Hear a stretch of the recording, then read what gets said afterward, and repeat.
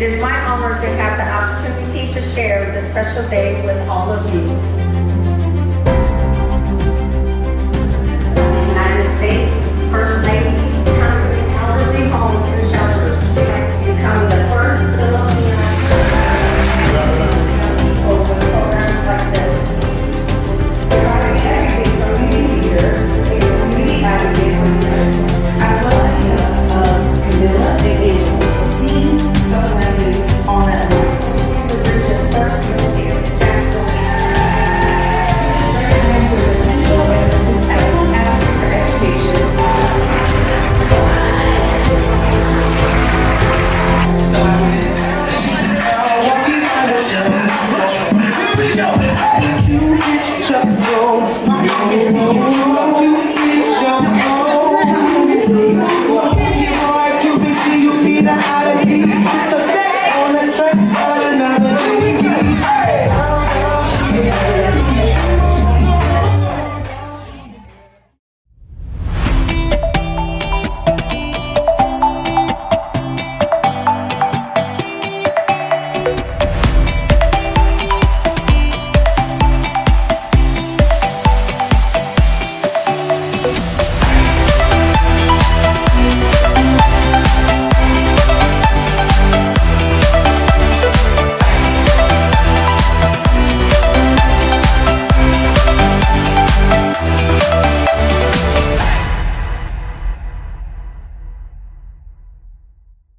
Welcome back to Colorful Voices of Sisterhood. We are in season 5. It's been 5 fabulous years, and it's been great having you guys as our guests. We are so excited to kick off this season. Ladies, how was your time off? Oh, you think it's summer that you can just relax and go somewhere, but no, work never ending. Never ending. Mhm. And it's a heat wave out there. Yes. Oh my I gosh. think the summertime makes you get prepared for what's getting ready to come. So it's not slowing down because now you're preparing for meetings, you're preparing for different things that's going to be going on in the fall. So you really ain't resting. Yeah, Oh, yeah. exactly. And What this I'm heat talking wave about. is Isn't helping at No. all. Well, we just celebrated 250 years as a country. So that was exciting. I was asked to speak at the National Cathedral for their Awesome. inter-service. So I was up there during the celebrations, and I'm telling you, I was so moved by how they put their production together, because they covered the whole time span from the Revolutionary, and they took excerpts from the Gettysburg Address, Frederick Douglass' yes. Wow. response. Oh my gosh, they had a gentleman read the Martin Luther King, I Have a Dream. I had a double take because he sounded like him. He inflected like wow. him. It was so moving. So it was great to be a part of that. And This is in Washington, D.C. it was in Washington, D.C. Yep. I stayed in the Virginia May Center up there, right next to the cathedral. It was just a fabulous time. And I was happy I got spent the 250th birthday up there. What an honor. Mm-hmm. That's such an honor, that to be able to be up there speaking in that's amazing to me. Yeah. I was like overwhelmed because I didn't think, oh my God, do I belong here with these magnificent But you do. people? And they were across the country. And but I was the only one who spoke on the Native American, how far we still have to come. We're still bringing back our culture and our heritage. But they brought me up there because of what I'd done here with the powwow and for the veterans. That's awesome. Yeah, so it was great. So Raquel, in saying that, Frederick did a speech, I think it was like 1874. Yes. If we look from what he said to where we are now, how we truly moved. Yeah, and that's what I was doing, that reflection, when I was listening to everybody talk, and we're not there yet. We're not there. 250 years ago, we liberated ourselves from Britain, and that's what we're celebrating. But when you look at all the every speech had justice equality and the pursuit of happiness for all man. And I don't think we're there yet. We're just not there yet. Because we're saying it, but we're not actually doing the action to move forward to it. We're all talking it, but are we actually, taking the effort to move forward? And that's all cultures to me. And saying that, I was listening at city council meeting about 3 weeks ago. It's amazing that they're trying to go backwards with the ward instead of moving forward to represent all people. Because I'm saying no matter how you try to redistribute it, we can move into that territory and still, run for office. Yes. It shouldn't be that way. It should be who's qualified for the position or who the people want to vote for. Yes. And their city council meeting was heated. It was. I mean, I haven't seen so many people at a city council meeting in a long time. And I didn't go there specifically for that, but when you watched it online, you could even feel the difference just in our small community on that. How we look at equality and to make sure everybody has a voice in the community. And I think the ward system does allow for that. I do. When they were talking about, this ward has to have this many votes. And it's not that it has that many votes. That's just how many voters come out for that ward. And when I heard Councilwoman Smith talking about that, she's right. It's not the ward. It's the voter registration. It's getting the word out to the people to come out and vote. And not everybody does. I mean, our last, what we have at our last voting was 11%. 11% of all the voters in Onslow County voted. So it's not it's not also who you belong to, blue, red, party. It's going to be the unity is the very important. Yeah. And speaking of that, there's a new party coming up now, the Democratic, what do they call it? Oh, I know the name of it too. Yeah, but the younger generation is coming up and is making a stance now. So I know they won 2 seats in Colorado, but they're making a stance, and I like it. I love that the young people are stepping up because that's what we need. We need the young people to step up and make the changes. I mean, a person that's up there in the House or the Senate that's 70 years old, they can't relate to the future of my grandchild. They just can't relate to that. So I'm glad our young people are stepping up, and I'm looking forward to seeing where we're going to be at in 250 more years. So relating, do you think they listen to relate? Or do they already have, this is how it's going to be? Because I still think hatred has been taught. Oh, yes. From generation to generation. Your person should not be knowing hatred. Because when will we stop the hatred to do what's right? Yeah. And I think when you look at where we've been and where we're going, to my thing, when we get to the point where we don't have to say a Black person or a woman or, a Christian or a Muslim, when we get to that point where we don't describe stuff in that aspect, I think we've made it to where everybody's equal across the board. But and you are right. We have been educated, to respect races, religion. But see, as citizen, what are we doing? What are we doing? We have been taught for a long time. I think we need to educate ourselves. Yes, I agree. We really need to educate ourselves. In my instance, when I was growing up as a Native American, it was hard to celebrate Columbus Day, for example, or when we did our play at school and I had to wear a pilgrim hat. It just wasn't culturally sensitive. I think now maybe they pay more attention to that, but back in the 70s, they definitely did not. They definitely did not. So I think we made progress, but we got a long ways to go. I agree what you say. When like America is the greatest country where a lot of people come, had the opportunity to be whatever you want, and a lot of places that you don't have free speech. That's where a lot of people come, and coming from Ethiopia, there were people that sell everything they have to come to this country because of the freedom, right? As you say, when we are in here in this country, in America, the greatest country, when we start and polarize people for the color, religion, background, that's when we're going to see the change.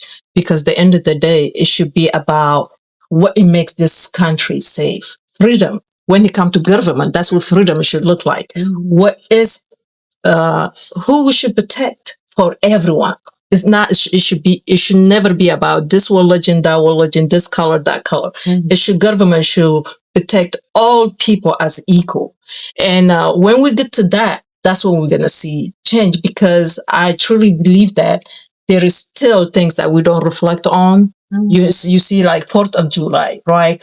Even though they liberate from England, but you guys were here before anything. You see what I'm saying? Like, we have to acknowledge the past to move it forward.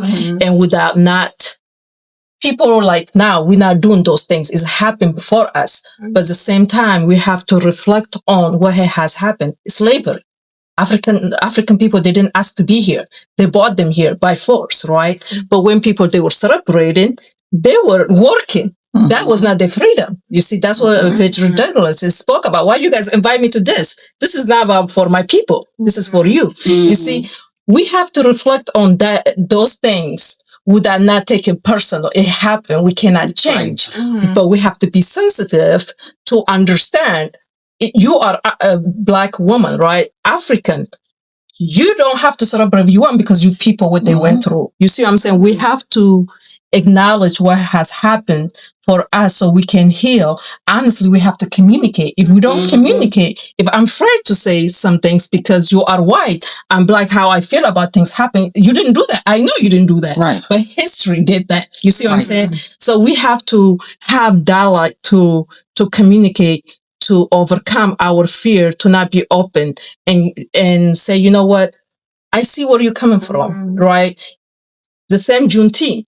I think that for everyone, it should be celebrated. You see what I'm saying? Like, you have freedom now for you.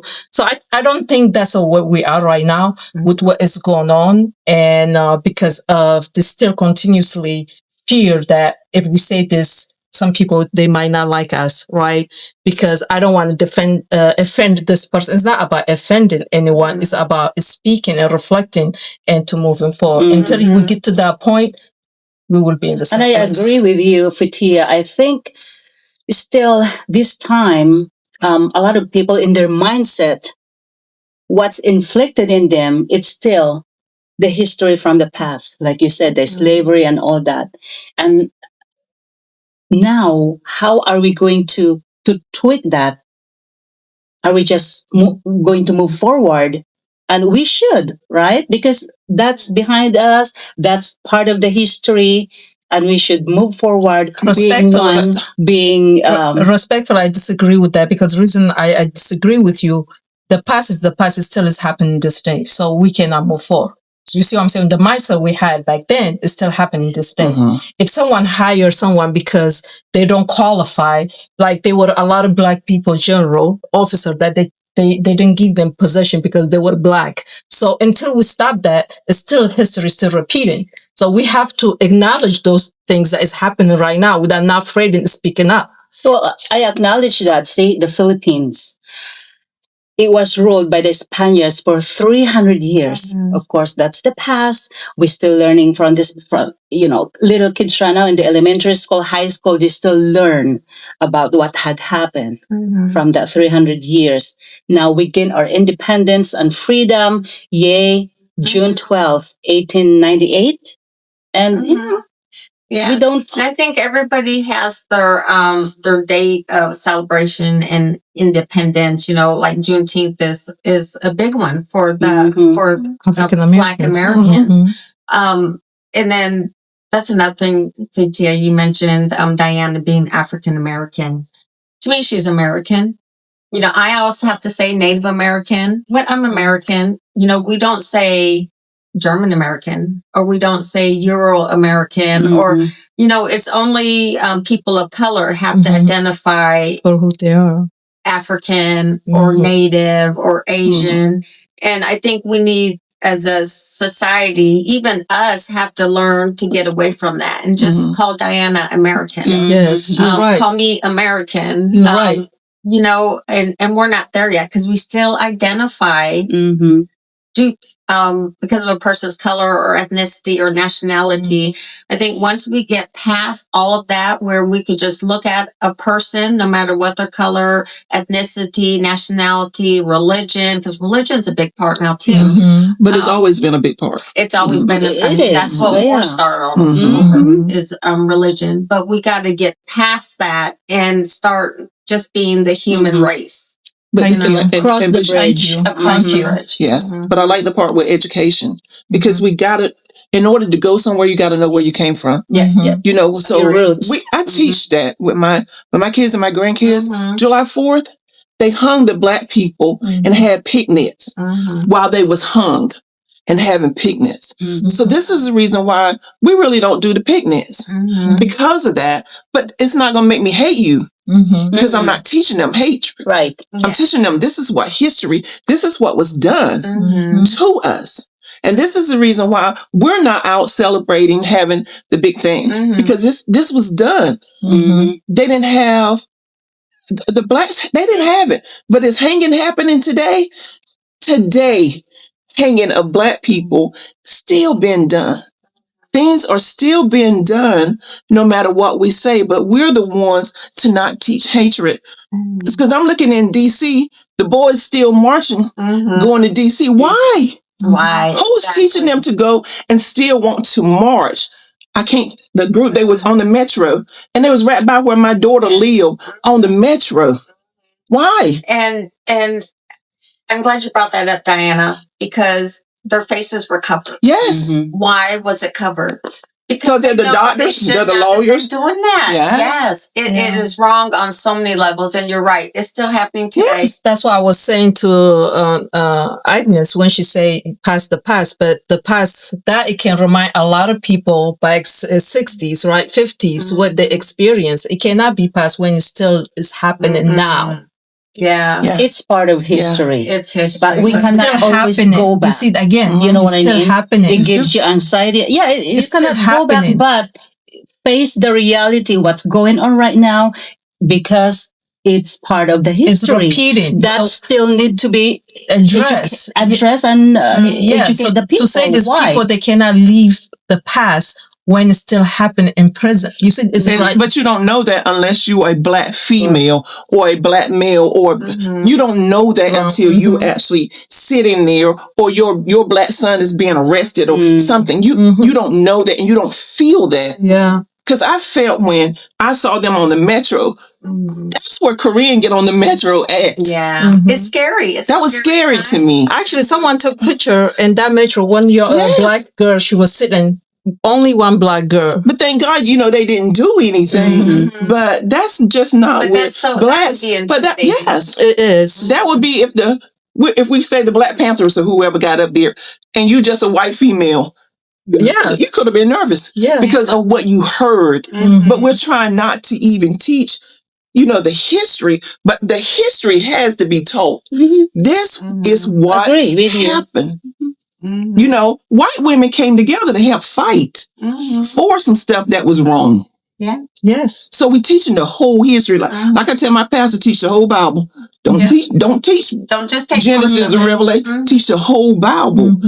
Is what has to be taught. But we have to teach that history. Yeah. And sure, we celebrate each other. And then just on closing, because we definitely got to get to our guest speaker, is it's not just race. No. It's sex too. Yes. Women are still not getting paid what they need to be getting paid. Women are overlooked, even though they could perform and do the job. They are overlooked. And that's why I am proud Yes. to introduce our guest today, Chief Ashley Weaver of the Jacksonville City Police Department. She was the first deputy female in Jacksonville City, and also now the first female chief. And she is amazing on so many levels. She is part of nonprofit boards here. One of them, the Onslow Victim Center, which helps women of domestic violence and sexual assault. She serves with the Boys and Girls Club here. And she started the Rotary Club for Shade Children. Yeah. So I'll let her explain a little bit on that because I probably didn't even say that right. But she is just a pleasure to have in our community. She, me and her actually danced on the Onslow Dancing Stars together, and we should have tied for first. Not our chair commissioner won that season. But welcome, Ashley. It's so great to have you. Thank Chief. you. Thank you. And we're going to speak it in existence. Yes. But Ashley, I mean, you are a remarkable woman with, just what you've done, what you've accomplished. You've been with the police department for what, going on 30? 28 years. 28 years. That's a long time. You look like 20. I'll take it. Her son graduated. He did. I have an 18-year-old that just graduated high school. So That's awesome. Yes. he's fixing to go off to college. So about to be an empty nester. Oh, your life is going to change. I think it's harder for moms.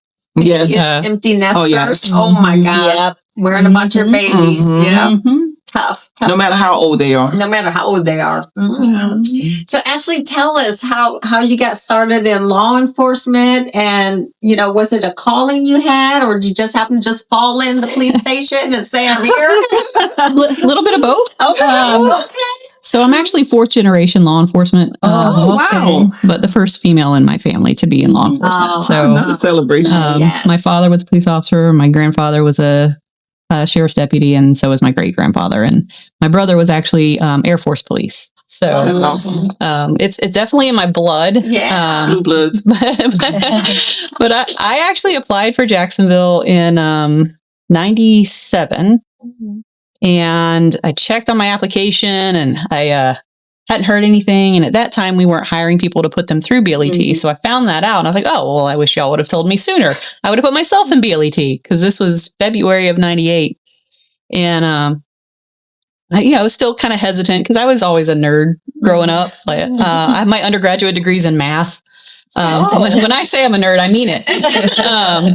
And I was in chorus, and I did just all the academics and those kinds of things. So it was kind of everyone in my family and my friend group was like, you want to do what? It's like, well, it's something I think I want to try out and see if it works. And so I went in February of 98 to sign up for the August BLET. And I remember talking with Mr. Buchanan. It was a Tuesday in February. It was like February 2nd. It was a beginning. And I was expecting the August class because college starts in January. Well, he looked at me, he goes, what's your background look like? I'm like, I don't even have a parking ticket. I was literally the academic nerd chorus girl. I didn't do anything to get in trouble. I had an older brother and sister for that. And he's like, well, could you start today? I'm like, whoa. I've missed like a month of class. He said, actually, you haven't. You've missed one day. I'm like, what do you mean? Well, they were doing the pilot program for the BLET 2000, so they started late. And they had only started the day before, so I had only missed the orientation and ethics class. And so that afternoon, I'm sitting in class in jeans and a t-shirt with everybody else in their uniforms going, oh, well, I guess I'm doing this. And that was it. That is awesome. I was hired right after I graduated. I was 20 when I went through BLET. That's awesome. And I was sworn in 2 weeks after I turned 21. Oh, wow. That's amazing. So how many females were in your class with you? I had one other female in my class. One other too. Yeah. One other. It's usually small. I've started teaching BLET. Actually, this will be the first class that I don't teach because I have a lot more responsibilities now. Yeah. but it's been kind of off and on. Like I'll see a class with 5 or 6, and then I'll see a class with just 1. Oh, So yeah. it's kind of cyclical. It ebbs and flows on females getting into the field. Yeah. But I do still have those moments. Like I recognize and I acknowledge that I am the first female chief for Jacksonville.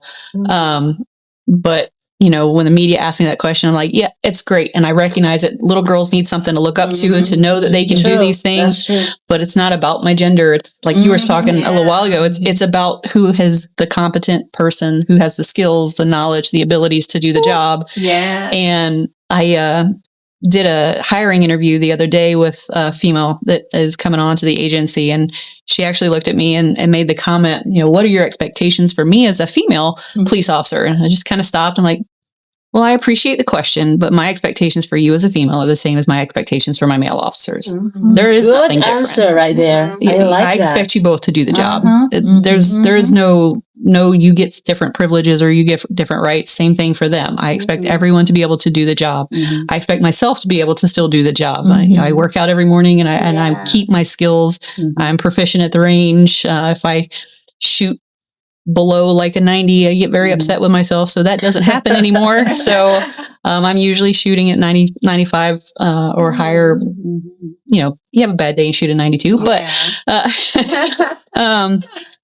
but that was my response. And she's like, well, no, I meant it. And I appreciated how she meant it. She actually meant it of, you know, those little girls. And she's like, yeah, that was me. When I saw that you were going to be my chief, I was like, oh yes, I picked the right agency. So I felt honored to have that comment made. Yes. So. And you're absolutely right, Chief Weaver, is if our little girls don't see women in positions of leadership, they don't think it's a possibility.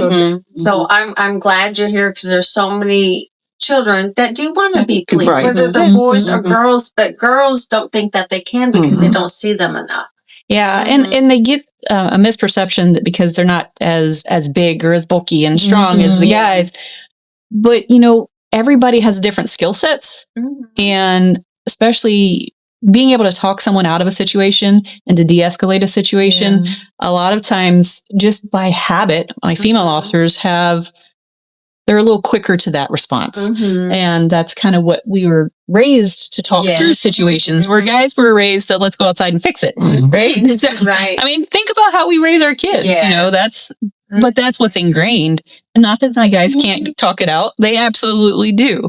But my female officers have, and we have our bet belt. We can go to our tools and do the things that we need to do, but you don't have to be the biggest one in the room to get the job done. It's just the ability to know how to talk to people, but also know how to use those subject control techniques. Some of the biggest guys can be taken down with just the smallest action. So it's knowing those things and learning those things, which BLET does a good job of teaching to people. How long is the course then? So it just increased. It went from like 680 hours to over 900 hours. It's a true 6-month course. That's pretty intense. At the college, yes. And it is class after class after class, all of the academic stuff, teaching the laws, teaching, going through ethics, going through crisis intervention is now taught in BLET. So it's firearms, driving, PT, physical fitness, and then subject control, or it's now called, it used to be subject control and arrest techniques, but now it's control tactics, and I can't remember that. It's CCT, and I can't remember the first word. Sorry. Yeah, that's okay. It's new though. That's why. It is new. You've been 28 years doing something else, and they changed it on me. Trust me, I know all about those and the acronyms. It gets crazy, but I love that. You know, not only are you, you know, at the highest position for our police department, but you're also involved in so many other things in our community. You know, so tell me about that community service work that you're doing and how you inspire others or how you're getting inspired by that work. Yeah. So my own feeling is to be a servant of the community. You have to serve the community. So that's not just in the job. Like I absolutely understand I'm a public servant, but this is not the only way that I need to be involved and to give back. And so one of the boards that I'm on, I'm the vice chair for the Onslow Victims Center. And to kind of y'all's comment earlier, we actually changed the name a couple years ago from the Onslow Women's Center to the Onslow Victims Center because we provide services to all victims. Yes. Males and females, transgender, homosexual, anybody can receive services from the Onslow Victims Center. And I think it's important that we changed that language so that people understood that they can come when they need services because they're in domestic violence or a sexual assault has occurred. And I love that you guys were head of society in that and renaming that. I was excited to see that change happen. There were a lot of names thrown around, but Onslow Victims Center was the simplest and most direct. Yes. For the services. I'm on the advisory board for the Boys and Girls Club. Kids are obviously a big part of my heart. I love kids. I worked as a juvenile investigator early on in my career, so I have a heart for kids. And then, as you said, how was that work being in juvenile in law enforcement? So it was probably good that I was a juvenile investigator when I didn't have kids. Not so much dealing with the kids because I could do that. I was kind of closer to their age, being barely 21, 23, I think, when I was an investigator.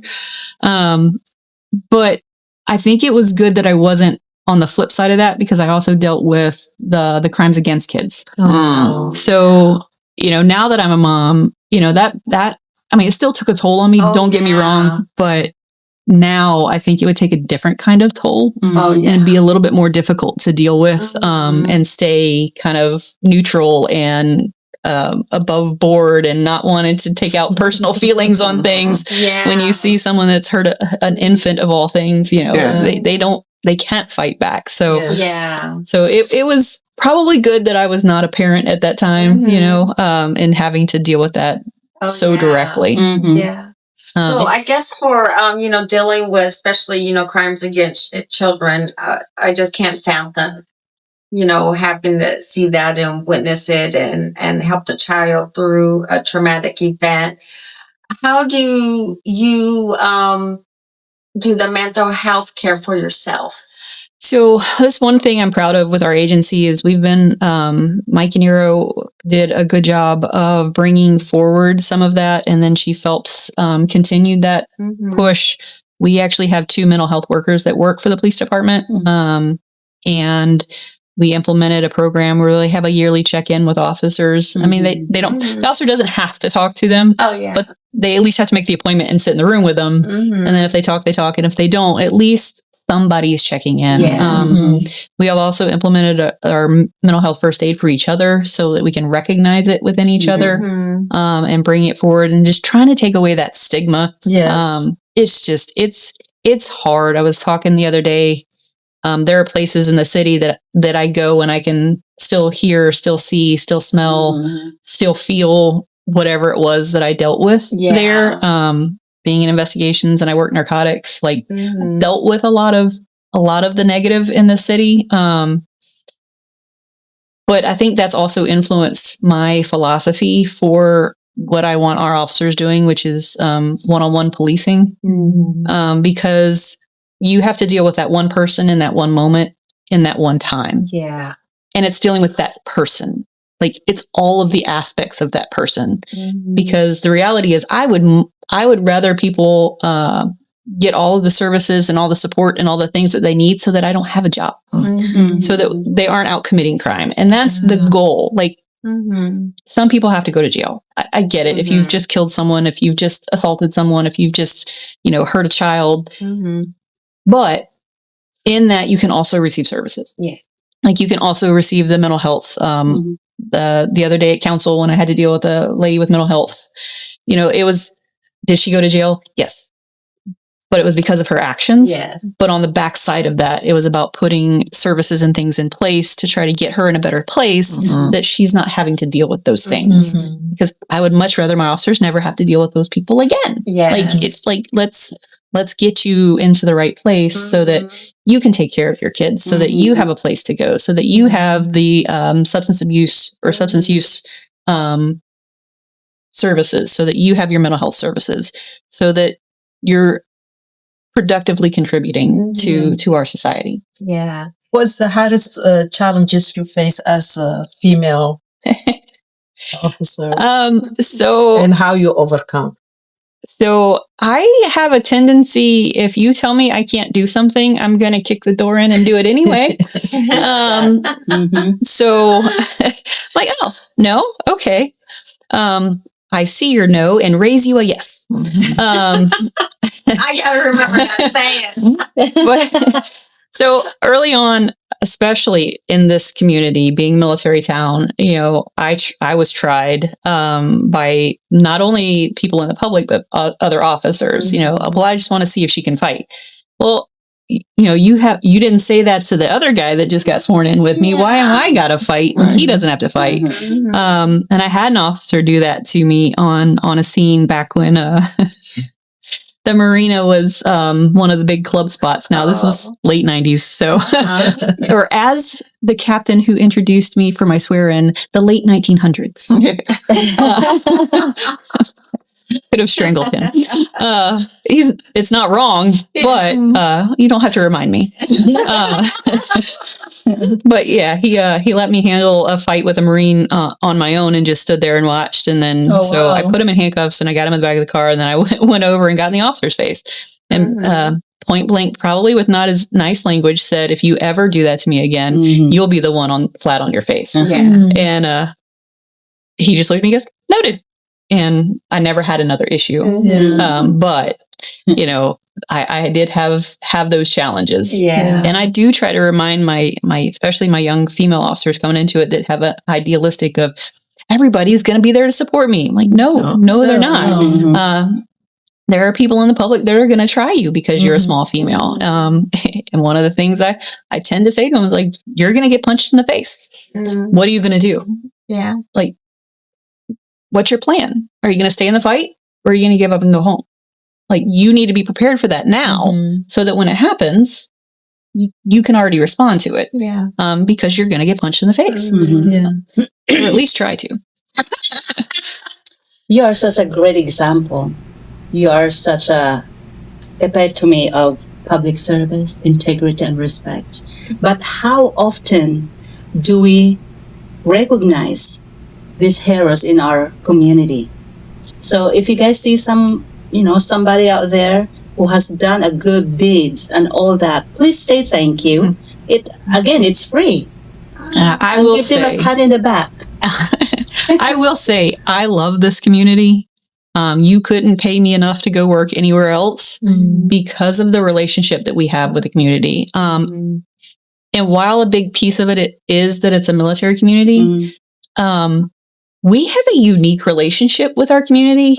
And you can go to other military towns and they don't have the relationship that the police department has that we do here. And that is the work of everybody in the community. It's not just the police department. That is the whole community. When I had to deal with the lady the other day, there was a citizen that came and assisted me. My other officers were still in the meeting and I was dealing with her, and I had a regular citizen come out and help. And we see that all the time. And it's not just for my female officers, male officers, citizens stop and help. Yeah. I believe the relationship that you guys develop with the community. You see a lot of places, they have issues with police, the unfairness. We heard that all the time. I think the trust that you guys involve in the community. Because they see them The in the relationship, community. yes, in the community. So they see that when people trust police officer and they see they're doing the work and they treat equally and respectfully. So I think that's the reason that you guys have that. Definitely the goal. Yes. Yeah. And you probably don't get intimidated working with men now. No, not at all. I do still sometimes look back and go, Do they scare I'm you? doing that? Oh, no, they are. That's how I said, do they scare of you? I still only see myself as Ashley. And I get reminded, no, you're the chief. And that has a whole different Don't play level of things. And I'm like, oh, okay. So men, Fair. whatever you can do, we can do better too. Very good. You know, my dad said, because men, men stand, when they pee, they stand, right? And it does not make you because you men, because you can stand up and pee. And women, they can do better too. He means by that, what men, because don't say I'm man because you stand up to pee. Mm-hmm.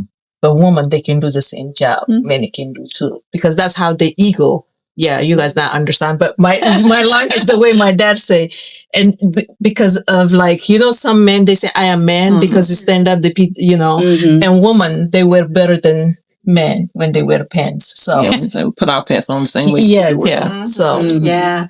Go ahead, Diane. Only question that I had, which I celebrate you. I'm so happy Thank you. for you.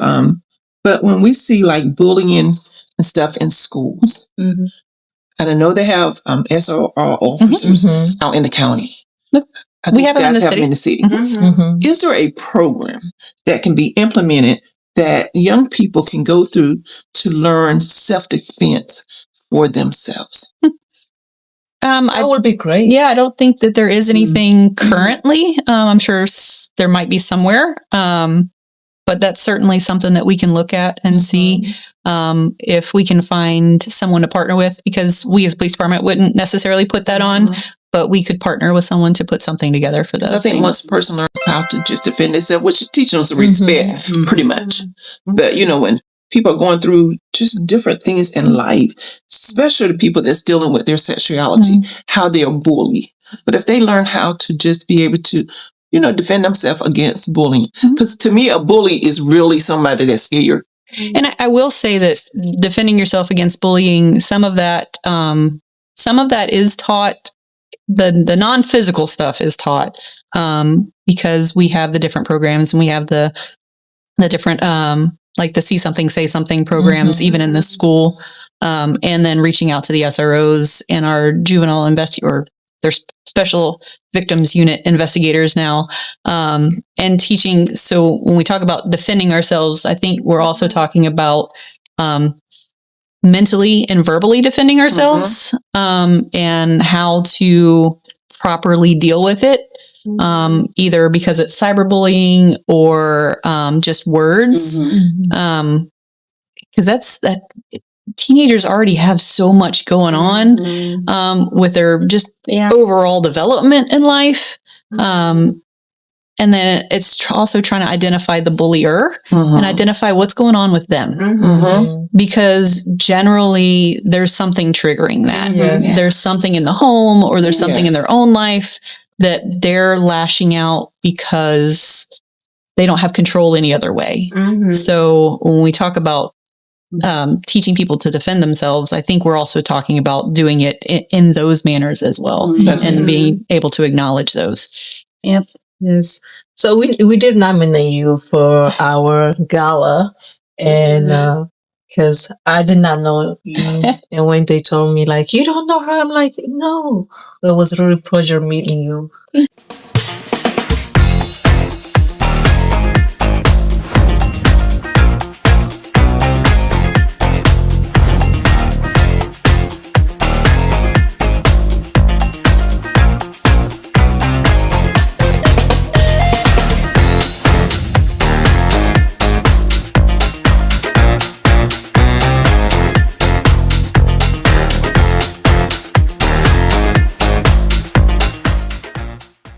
And we need more female in every area, so the next generation they can see themselves to say, if she can do it, I can do it too. And that was a great honor, and I do appreciate it. I just have once to we say this. get in leadership, the budget will be passed. We wouldn't be there all day. It's done. Let's move.